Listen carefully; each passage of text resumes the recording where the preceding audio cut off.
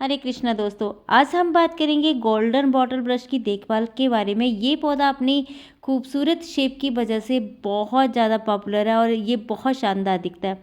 ख़ास तौर पर अगर आप इसे सही तरीके से मेंटेन करें तो ये बेहद घना और आकर्षक दिखता है। ज़्यादातर डिपेंड करता है कि हम इसकी प्रूनिंग जो है वो समय समय पे करें।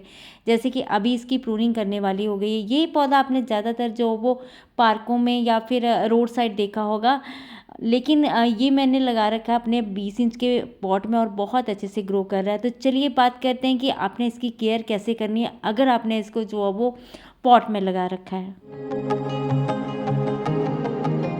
ये जो प्लांट है विंटर में डोरमेंसी पीरियड में जाता है। तब क्या था कि इसकी काफ़ी सारी टहनियाँ जो वो सूख गई हैं। ये देखिए अभी प्रूनिंग करने वाली भी हो गई है इसकी, क्योंकि शेप सारी ख़राब हो गई है। विंटर में मैंने इसकी प्रूनिंग नहीं करी थी, जैसा था वैसा ही छोड़ दिया। इवन कि इस बार मैंने इसकी लोकेशन भी चेंज नहीं करी, तो काफ़ी मार लगी है इस प्लांट को और काफ़ी सारी इसकी टहनियाँ जो वो सूख गई हैं। तो सबसे पहले मैंने इसकी सारी जितनी भी सूखी टहनियाँ थी उनको कट किया, क्योंकि पूरा जो प्लांट की शो थी ना वो ये सूखी टहनियाँ ख़राब कर रही थी। तो मैंने सारी टहनियाँ जो इसकी कट कर दी। इस पौधे की सही देखभाल का सबसे पहला थंब रूल सिर्फ इसकी प्रूनिंग ही है। इसकी प्रूनिंग अगर अच्छे से हो जाएगी तो ये प्लांट बहुत हेल्दी रहता है और घना भी बनता है। प्रून करने की भी इसकी एक टेक्निक है। जब आप प्रून करते हो इस प्लांट को तो ऐसे मुट्ठी में बांधना है इसको और ऊपर से इसको प्रून कर देना है। इससे इसकी शेप जो वो बहुत अच्छे से मेंटेन रहती है, कहीं से भी इधर उधर ख़राब नहीं होती। अभी मेरा प्लांट आपको काफ़ी उथल पुथल वाला दिख रहा होगा, क्योंकि मैंने इसकी प्रूनिंग पूरे 6 या 7 महीने नहीं करी है। हालत ख़राब हो गई है इसकी, लेकिन 1 मंथ के बाद आप देखिएगा इस प्लांट की फिर से वही कंडीशन होगी, फिर से ये जो वो बहुत अच्छा हो जाएगा। इस प्लांट को प्रून करते समय बस यही ध्यान देना है कि आपने इसकी मुट्ठी बांध के इसको ऊपर से जो वो कट करना है। 9 फीट की हाइट का प्लांट है, इसको प्रून करना भी थोड़ा मुश्किल हो जाता है, तो इसलिए मुझे सीढ़ियों की जो वो हेल्प लेनी पड़ी। सीढ़ियों पे चढ़ के मैंने इसकी जो वो सारी प्रूनिंग करी है इस प्लांट की। आप देख सकते हैं कितना बड़ा प्लांट है, ऊपर छत तक पहुंचता है ये कम से कम। तो मैंने सारे प्लांट की जो वो प्रूनिंग कर दी है। प्रूनिंग करने के बाद अब थोड़ी सी इसकी जो वो शेप मुझे दिख रही है, लेकिन पहले तो जंगल जैसा घना लग रहा था, लेकिन अभी थोड़ा अच्छा लग रहा है। थोड़े दिन के बाद ये और भी घना और खूबसूरत हो जाएगा, क्योंकि न्यू न्यू ग्रोथ आएगी।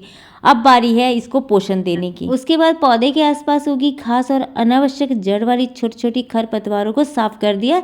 इससे पौधे की जड़ों को ज़्यादा जगह और पोषण मिलेगा।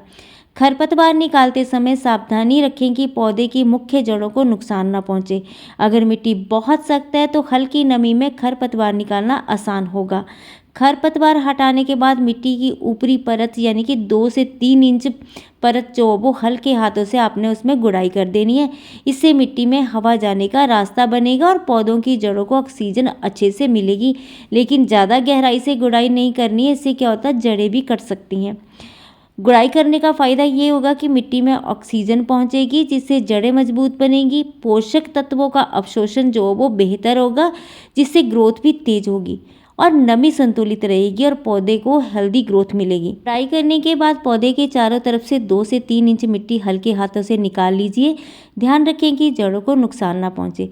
पुरानी मिट्टी हटाने से जमा हुए अनावश्यक लवण और हार्ड लेयर जो वो हट जाती है, जिससे पौधे की जड़ों को ताज़ा पोषण मिलता है। अब बारी है खाद मिलाने की। अब जो मिट्टी निकाली थी उसी में हमें गुणवत्तापूर्वक खाद मिलानी है, ताकि पौधे को सही पोषण मिले। और खाद में ये सामग्री डालनी है, अपने कोकोपीट डालनी है। ये क्या करेगी, मिट्टी को हल्का और नमी बनाए रखने में मदद करेगी।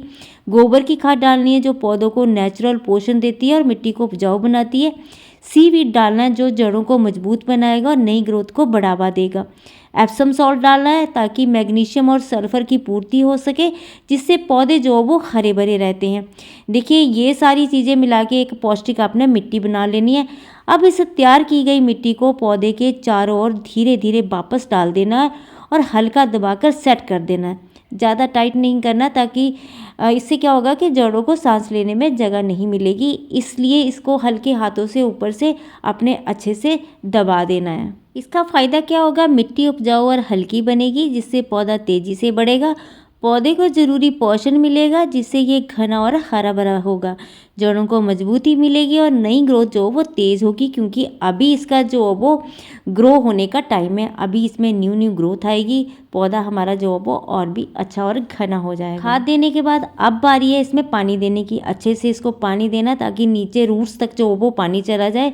और अब धीरे धीरे क्या होगा, जो इतनी भी खाद दी है ना वो रूट्स तक रोज़ की रोज़ पानी में डाइल्यूट होके जड़ों तक पहुंचेगी और हमारा पौधा जो वो अच्छा और घना हो जाएगा। बात करें इसकी लोकेशन की, ये फुल सनलाइट वाला पौधा है, लेकिन गमले में लगाया है तो थोड़ा सा इसका ध्यान रखना पड़ता है। अगर ज़मीन में लगाया हो तब तो कोई प्रॉब्लम नहीं है।